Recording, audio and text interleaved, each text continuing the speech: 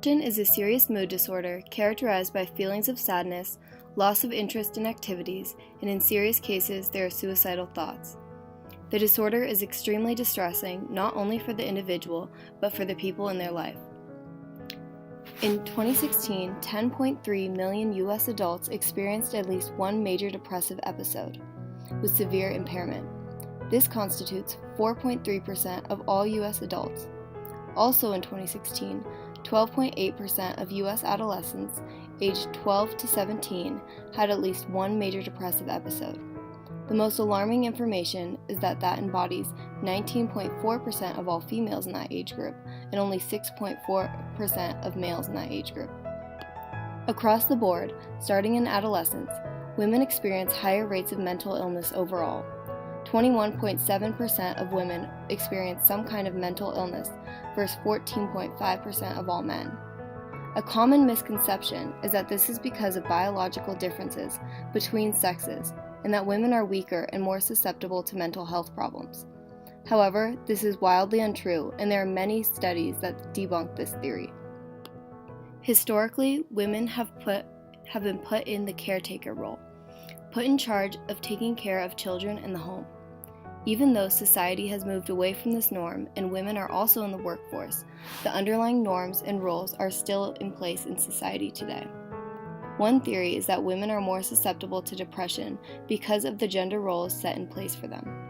The theory states that women are socially trained to process stimuli differently and to feel more deeply and to nourish others rather than themselves. However, this idea has not been proven, and the truth is that we don't know why there is such a greater gender inequality amongst mental illness rates other than there are a range of psychosocial and environmental factors. What we do know is since the increase in prevalence of social media, there has been an increase in depression rates. The increase in these rates of depression have been most apparent in adolescents, who have lived most or all of their lives with access to new media like social media. The use of social media has been shown to decrease in-person social skills, increase pressure to fit in, increase loneliness, and create a harmful false link between one's self-worth and the number of followers and likes one gets. New media platforms as a whole make money by targeting their products and messages to specific audiences, and those audiences are often gendered. These gendered ads play up outdated gender stereotypes and in turn reinforce the negative gender ideals that society is trying to progress and move away from. While men are often portrayed as strong, macho, and powerful, women are usually painted as skinny and perfect yet weak, and often as an object for the male gaze. Being surrounded by messages of what you should and should not be like is extremely stressing and confusing, especially for adolescents still trying to figure themselves out. However, new media is not all bad.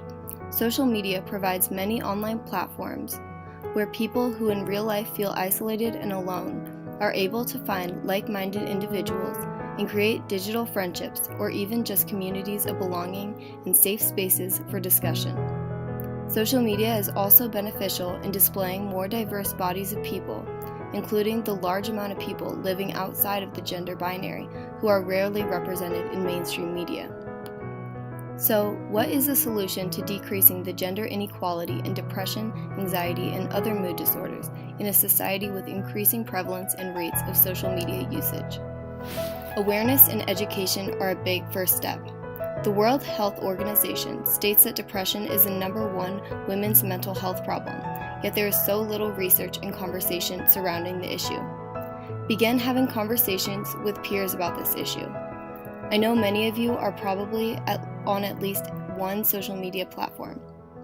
Another simple action you can take is to follow and share media content that is inclusive and working to retire the simplistic gender stereotypes of the past. Create and promote a positive digital space where people are supported and heard. With our efforts, new media has the power to create some real positive change.